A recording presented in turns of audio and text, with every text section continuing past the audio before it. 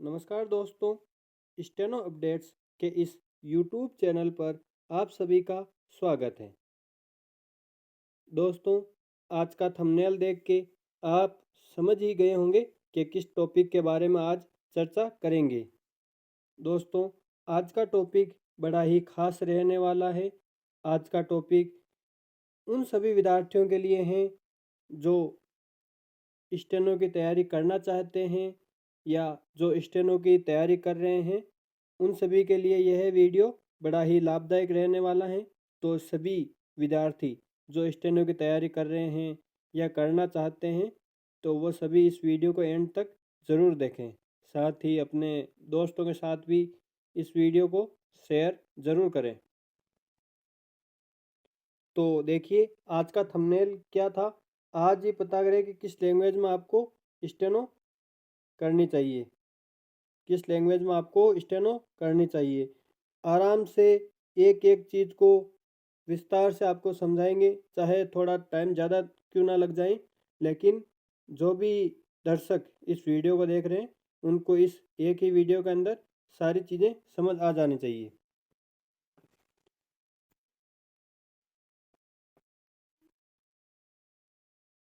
तो देखिए, सभी स्टूडेंट्स, सभी विद्यार्थियों के मन में एक ही डाउट रहता है कि स्टेनो किस लैंग्वेज में करनी चाहिए। हिंदी में करें तो ज़्यादा बेस्ट रहेगा या इंग्लिश में करें तो ज़्यादा बेस्ट रहेगा। तो आज इस डाउट को हम आप सभी के साथ क्लियर करेंगे। तो देखिए, पहले के ज़माने में क्या होता था, जब कोई भी वैकेंसी आती थी तो उनमें जो स्टेनो का एग्ज़ाम होता था, उसके अंदर हिंदी और इंग्लिश दोनों ही लैंग्वेज मांगी जाती थी। पहले आपको हिंदी लैंग्वेज भी आनी चाहिए थी स्टेनो के अंदर, और इंग्लिश लैंग्वेज भी आनी चाहिए थी। दोनों ही मांगे जाते थे। लेकिन आज के टाइम में धीरे धीरे जैसे जैसे वक्त बदलता जा रहा है, उसी उसी तरीके से अब जो भी एग्ज़ाम आ रहा है स्टेनो का, उसके अंदर आपको एक ही लैंग्वेज चूज करनी पड़ती है। या तो आप हिंदी चूज करो या आप इंग्लिश चूज करो, यानी इसमें से एक को सिलेक्ट करना है। अब बात आती है स्टेनो होती क्या है, तो उसके बारे में भी आपको बताते हैं। तो देखिए, स्टेनो एक कोडिंग लैंग्वेज होती है। जैसा कि आप इस वीडियो में देख रहे होंगे, यहाँ पे जो ये लैंग्वेज लिखी हुई है, यह एक कोडिंग लैंग्वेज होती है। इंग्लिश के अंदर भी इसी तरीके की कोडिंग लैंग्वेज लिखी जाती है। हिंदी के अंदर भी इसी तरीके की कोडिंग लैंग्वेज है जो लिखी जाती है। यानी इसके हर एक शब्द के अलग कोड होते हैं, जिसको अपन सिंपल भाषा में बोलें तो जिस प्रकार से उर्दू लैंग्वेज होती है, उसी प्रकार से यह है, लेकिन उर्दू थोड़ी अलग होती है। इसमें जो ये कोडिंग के जो यह कोड बनाए गए हैं, यह थोड़े अलग होते हैं। इनमें क्या होता है, चाहे आप इंग्लिश स्टेनो करो या हिंदी स्टेनो, इसके अंदर जैसे ही कोई डिक्टेटर कोई स्पीच बोलेगा, आपको उसका इस कोडिंग के अंदर आपको इसे इस कोड के अंदर लिखना होता है। यानी इस तरीके से लिखना होता है, अभी मैं आपको लिख के भी बताऊंगा आगे। फिर इसको आपको इस तरीके से जैसे ही आप इसको लिख लेते हो, फिर आपको कंप्यूटर के अंदर या लैपटॉप के अंदर टाइप करना होता है। अब मैं आपको यहाँ छोटा सा एक उदाहरण के तौर पे समझा देता हूँ, ताकि कोई भी विद्यार्थी को, किसी भी विद्यार्थी को किसी भी प्रकार का कोई डाउट ना रहे। तो देखिए, जैसे कि एक नाम आ गया, मैं जा रहा हूँ, मैं जा रहा हूँ। अब जैसे ये डिक्टेटर ने यह बोला, यानी जो स्पीच बोलता है उसने यह बोला एग्जामिनर ने। अब इसको अपन स्टेनो के अंदर किस प्रकार से ट्रांसलेशन करेंगे, तो देखिए इसको कैसे लिखा जाता है स्टेनो के अंदर। मैं जा रहा हूँ को मैं जा रहा हूँ, यह इस प्रकार से लिखा जाता है, मैं जा रहा हूँ। और जो यह लास्ट में खड़ी पाई का चिन्ह, इसको इस तरीके से दर्शाते हैं। इसी तरीके से कहने का तात्पर्य यही है, जैसे अपन एक बड़ी सी लाइन लिखते हैं, उसका शॉर्ट रूप, उसका छोटा सा कोड बना के इसके जो फिक्स आंकड़े होते हैं, उस प्रकार से इसको लिखा जाता है।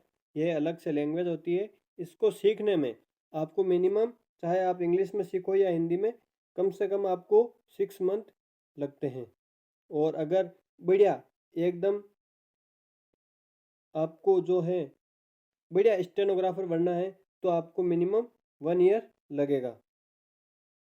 आपको बढ़िया स्पीड लाने के अंदर, बढ़िया एक तरीके से बोले तो उस हिसाब से 1 साल आपको इसमें लग जाएगा। चलिए आगे अपन बात करते हैं। अब मैं आपको बताता हूँ, यह तो मैंने आपको स्टेनो के बारे में बता दिया। अब आगे चलते हैं। अब इसके बारे में आप छोटा सा आपको एक टेस्ट के माध्यम से समझाता हूँ कि आपके लिए कौन सा बेस्ट रहेगा। हिंदी और इंग्लिश दोनों के बारे में बताऊंगा। सबसे पहले आप एक पेन और कॉपी लेके बैठ जाइए। अगर जिन्होंने अभी तक नहीं लिया है तो वो पेन और कॉपी लेकर बैठ जाएं। मैं आपसे कुछ वर्ड लिखवाऊंगा, आप उसको प्रयास करना लिखने का। फिर उस हिसाब से मैं आपको आगे के लिए बताऊंगा। तो आप लोग पेन और कॉपी लेके बैठ गए होंगे। तो पहले मैं आपको इंग्लिश के बारे में बताऊंगा। तो इंग्लिश के मैं आपको कुछ 5 वर्ड लिखाऊंगा। आप एक एक वर्ड को लिखिएगा आराम से। मैं एक बार और दोहरा के बोलूँगा तो आप लोग तैयार होंगे। तो पहला जो इंग्लिश का वर्ड है उसको आप लिखने का प्रयास करिएगा। तो जो पहला वर्ड है वो है साइकोलॉजिकल। मैं आपको इसका जो आंसर है, यानी जो अभी मैं लिखवा रहा हूँ इन सारे वर्ड, वो मैं अभी आपको आगे बता दूंगा। फिर आप उससे मैच करिएगा कि आपने सही लिखा है या गलत लिखा है। तो पहला जो वर्ड है वो है साइकोलॉजिकल।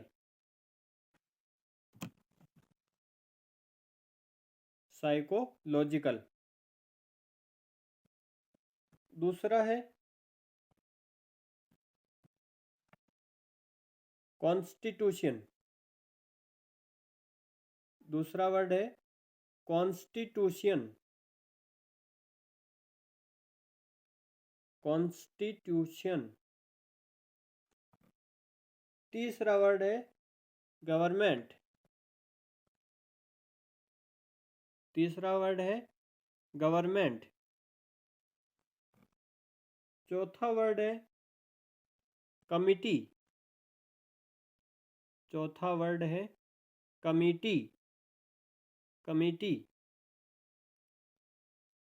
आशा करते हैं आप लिख रहे होंगे। इंग्लिश के अंदर लिखना है, हिंदी में नहीं लिखना है। यह इंग्लिश के अंदर, ये सारी स्पेलिंग इंग्लिश के अंदर लिखना है जो जो आपको स्पेलिंग बताई जा रही है। लास्ट जो पांचवी है वो है सक्सेसफुल। सक्सेसफुल। सक्सेसफुल। यह आपने इंग्लिश के जो मैंने अभी जो आपको मीनिंग बताई है, इन मीनिंगों का आपने अपनी कॉपी के अंदर नोट कर लिया होगा। अब मैं आपको इसके आंसर बताता हूँ। यह तो मैंने जो इनका इंग्लिश रूप है वो बताता हूँ। आपने मीनिंग इंग्लिश के अंदर ही टाइप की होगी, इंग्लिश के अंदर ही लिखी होगी। चलिए तो देखिए, जो पहला है वो यह है साइकोलॉजिकल। आप मिलान कर लीजिए, क्या आपने कोई स्पेलिंग में मिस्टेक तो नहीं की है, क्या आपने यह सही स्पेलिंग लिखी है या नहीं लिखी है। आप मिलान कीजिए और कमेंट करके ज़रूर बताइए आपके कितने राइट हो रहे हैं, कितने गलत हो रहे हैं। दूसरा वर्ड है, पहला साइकोलॉजिकल, दूसरा कॉन्स्टिट्यूशन, तीसरा गवर्नमेंट, चौथा कमिटी, पांचवा सक्सेसफुल। चलिए आप इससे मिलान कर लीजिए कि आपके भी इसी तरीके से आपने राइट मीनिंग लिखी है या गलत लिखा है कुछ। अब रिपोर्ट कार्ड के अनुसार अगर आपके यह जो 5 स्पेलिंग थी इसमें से अगर आपके 4 राइट हो रहे हैं या 5 में से 5 राइट हो रहे हैं, तब तो आपकी इंग्लिश जो लैंग्वेज है वो ठीक है। तब तो आप इंग्लिश को प्रेफर मान के इंग्लिश स्टेनो कर सकते हैं। अगर आपके 4 से भी कम है, 3 नंबर आ रहे हैं या 2 1, यानी 3 स्पेलिंग सही है 2 सही है, तब आपको इंग्लिश के अंदर स्टेनो नहीं करनी है। अगर आपके 5 में से 5 आ रहे हैं या 4 आ रहे हैं, तब इसका मतलब आपकी इंग्लिश का जो लेवल है वो अच्छा है, तब तो आप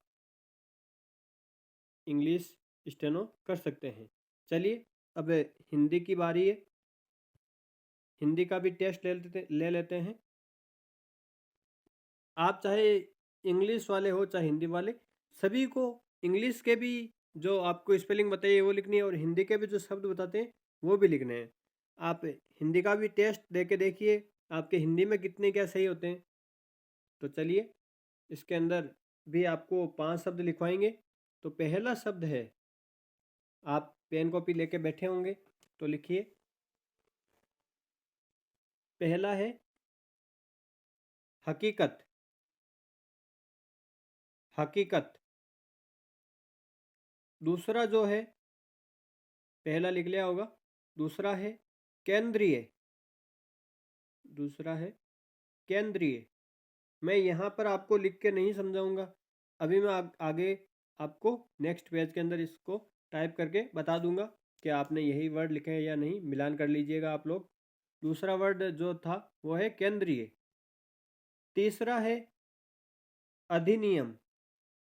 तीसरा है अधिनियम।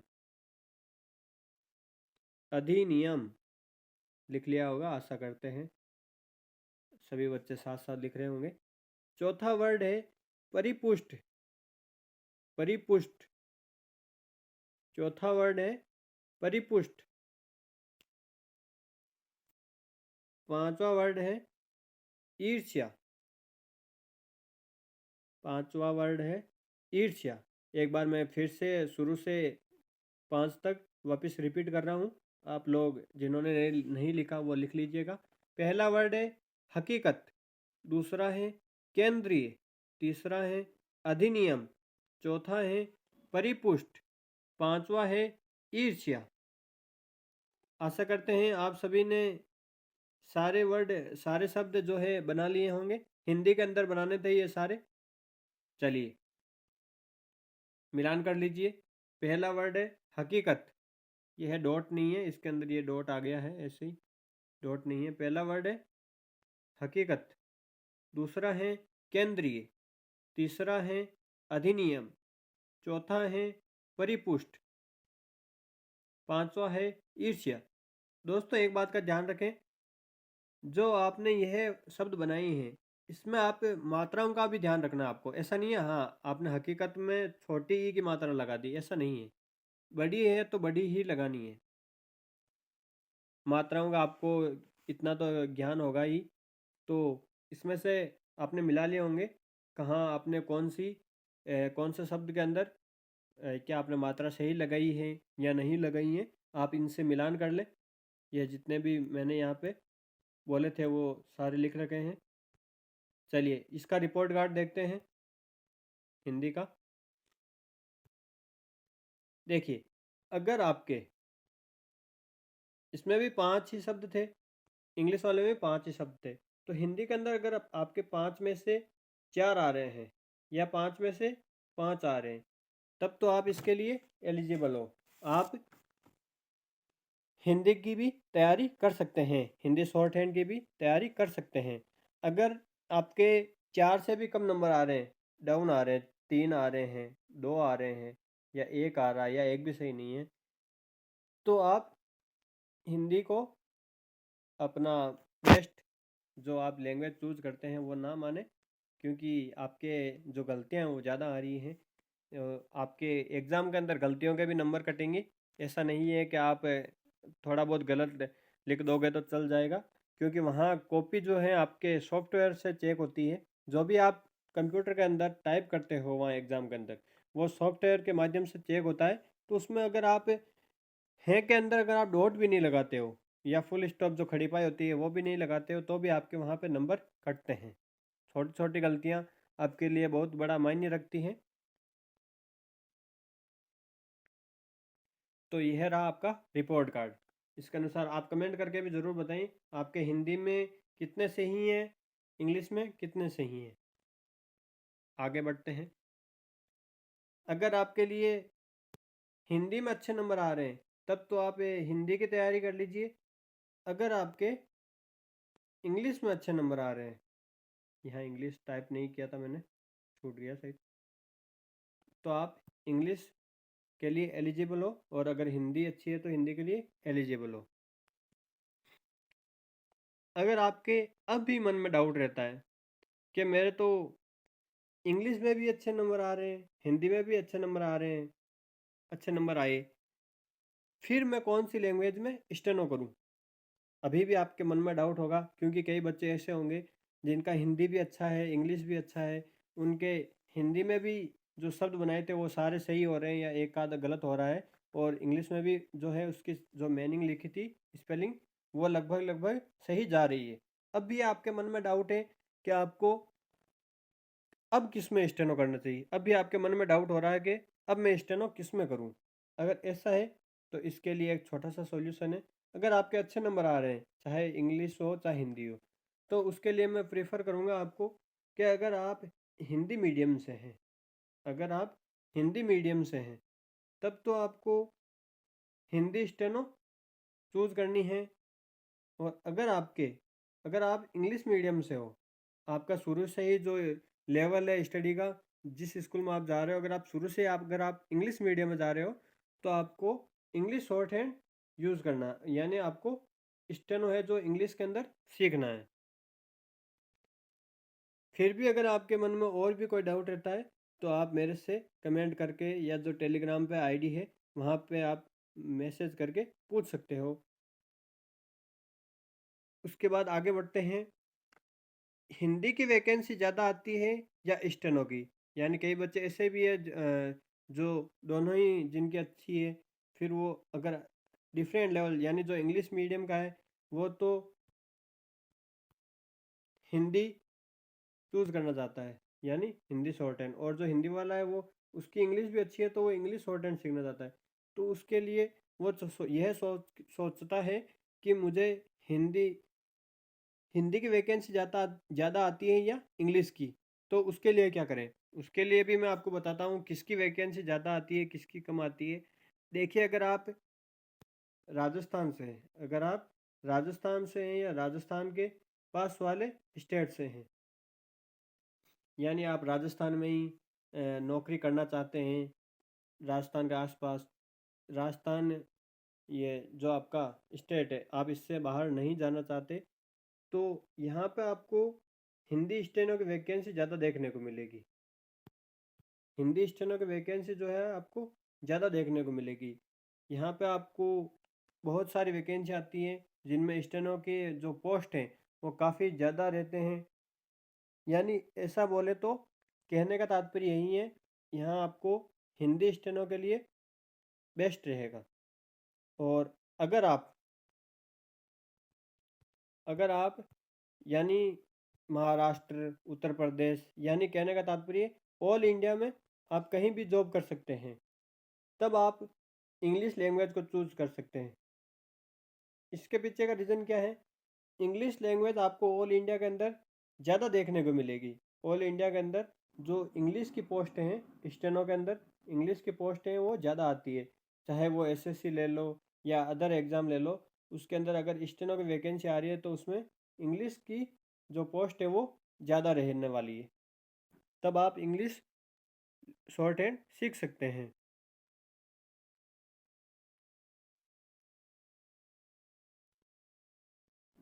अब देखिए, जो राजस्थान के अंदर जो स्टेनो का एग्ज़ाम होता है, उसमें ज़्यादातर सभी एग्ज़ाम के अंदर आपके 80 वर्ड पर मिनट ही स्पीड मांगी जाती है। यानी 80, 70, यानी 80 इससे प्लस नहीं रहेगी, 80 माइनस ही रहेगी, 80 या 70 इतनी ही रहती है, चाहे वो कोई सा भी एग्ज़ाम हो।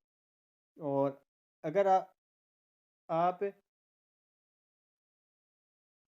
इंग्लिश की तैयारी कर रहे हैं, तो इंग्लिश के अंदर चाहे कोई सा भी एग्ज़ाम हो इंडिया के अंदर, तो सेंट्रल लेवल के अंदर, तो उसके अंदर आपके एसएससी जो ग्रेड डी है उसको छोड़ के सभी के अंदर 100 वर्ड पर मिनट स्पीड मांगी जाती है।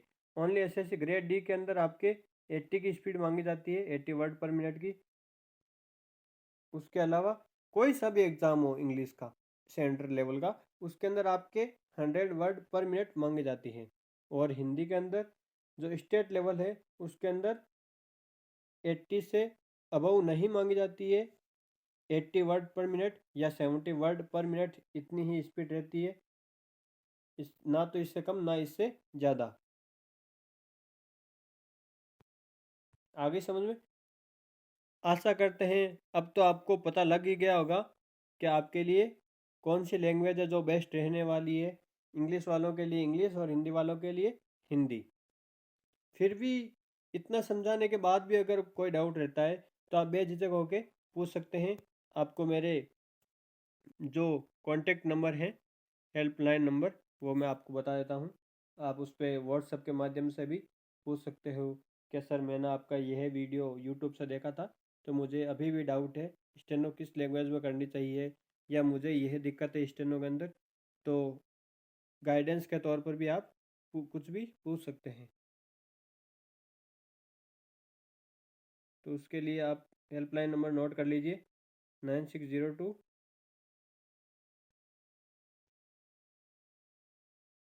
596476, 9602596476।